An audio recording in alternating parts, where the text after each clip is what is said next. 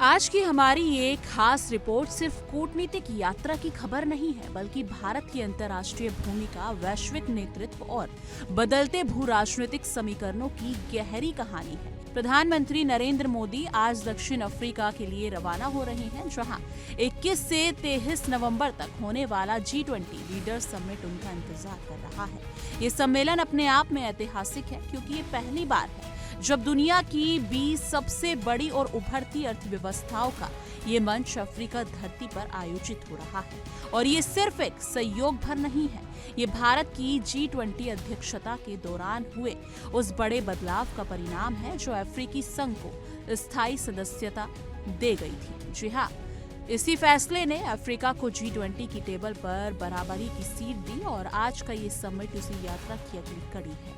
दुनिया की भू राजनीति बदल रही है और भारत, अफ्रीका और ग्लोबल साउथ तीनों इस बदलते समय के साथ खड़े होकर एक नई विश्व व्यवस्था की नींव रख रहे हैं। पीएम मोदी ने दक्षिण अफ्रीका रवाना होने से पहले जो बयान जारी किया, उसमें साफ कहा गया कि G20 का ये शिखर सम्मेलन विशेष इसलिए भी है क्योंकि ये केवल किसी वैश्विक आर्थिक एजेंडे पर बात करने का मंच नहीं रह गया, बल्कि ये दुनिया के सामने खड़े उन सवालों को हल करने का प्रयास है जो वैश्विक न्याय, संसाधनों की समानता और सभी देशों के बीच विकास को लेकर जुड़ा हुआ है। इस साल के G20 समिट का विषय एकजुटता, समानता और स्थिरता स्वयं इस बात का संदेश देता है कि दक्षिण अफ्रीका अपनी अध्यक्षता के दौरान न केवल भारत की वसुधैव कुटुंबकम की सोच को आगे बढ़ा रहा है, बल्कि ब्राजील और भारत में हुए पहले के सम्मेलन के संदेशों को भी इस बार की नीति चर्चा के केंद्र में रख रहा है। प्रधानमंत्री मोदी का ये दौरा इसलिए भी अहम है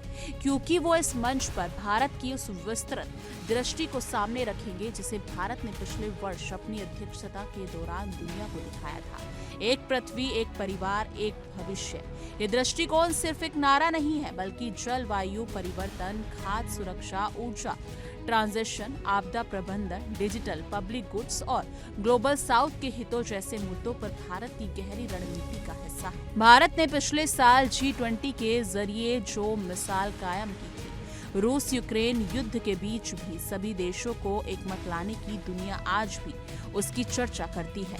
अब दक्षिण अफ्रीका की प्रेसिडेंसी में भारत उसी नीति निरंतरता को आगे बढ़ाते हुए अपने हित और विश्व के हित दोनों को संतुलित करता भूमिका निभाएगा। इस दौरे की एक और महत्वपूर्ण बात यह है, पीएम मोदी न केवल G20 समिट में हिस्सा लेंगे, बल्कि इसके इधर आयोजित होने वाले 6th IBSA समिट में भी भाग लेने जा रहे हैं।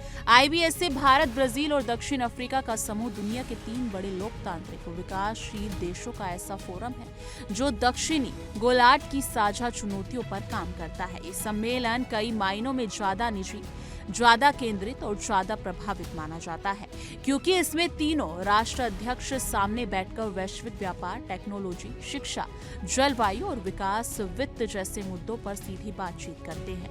भारत को ये भरोसा है कि IBSA आने वाले वर्षों में G20 के साथ मिलकर ग्लोबल साउथ की दिशा तय करने में निर्णायक भूमिका निभाएगा।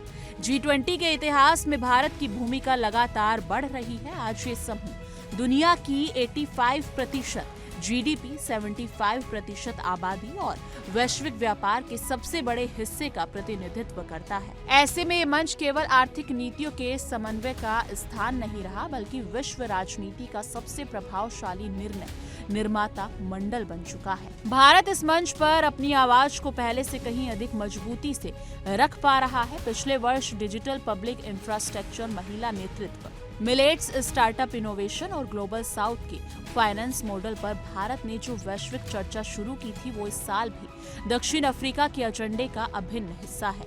इस बार दक्षिण अफ्रीका ने अपनी अध्यक्षता में 4 प्रमुख प्राथमिकताएं तय की हैं। पहला, आपदा प्रबंधन क्षमता यानी कि डिजास्टर रिस्क रिडक्शन को मजबूत करना। दूसरा, गरीब और कम आय वाले देशों के लिए कर्ज की स्थिरता सुनिश्चित करना। तीसरा, ऊर्जा परिवर्तन यानी कि जस्ट एनर्जी ट्रांजिशन को वित्तीय सहायता देना। और चौथा, विकास के लिए जरूरी खनिजों और संसाधनों का समान उपयोग। भारत इन चारों क्षेत्रों में अनुभव, मॉडल और समाधान समाधान लेकर इस समिट में जाएगा। खास बात यह है कि भारत ने पिछली अध्यक्षता के दौरान डिजास्टर रिस्क रिडक्शन को लेकर विशेष कार्य समूह बनाया था, जिसे अब दक्षिण अफ्रीका ने अपनी प्राथमिकताओं में शामिल करके भारत की कोशिशों को अंतर्राष्ट्रीय स्तर पर और मजबूती दे दी है। फूड सिक्योरिटी की बात करें तो ये भी इस समिट का एक प्रमुख मुद्दा है।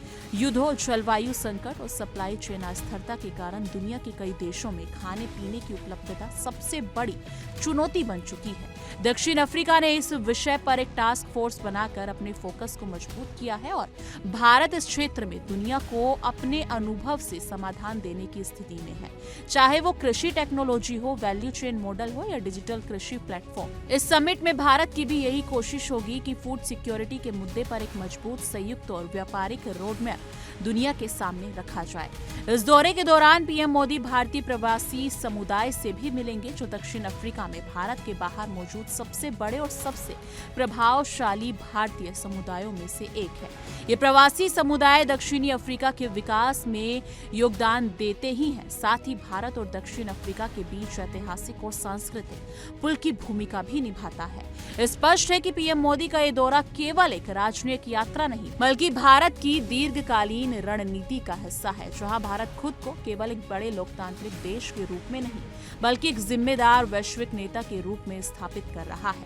आने वाले दिनों में ये समिट ये तय करेगा कि भारत और दक्षिण अफ्रीका साथ मिलकर दुनिया के सामने खड़ी चुनौतियों को किस तरह अवसरों में बदलते हैं और G20 जैसे शक्तिशाली मंच का इस्तेमाल वैश्विक हितों को आगे बढ़ाने में कैसे करते हैं। इसको लेकर आपकी क्या राय है, कमेंट सेक्शन में जरूर साझा कीजिएगा।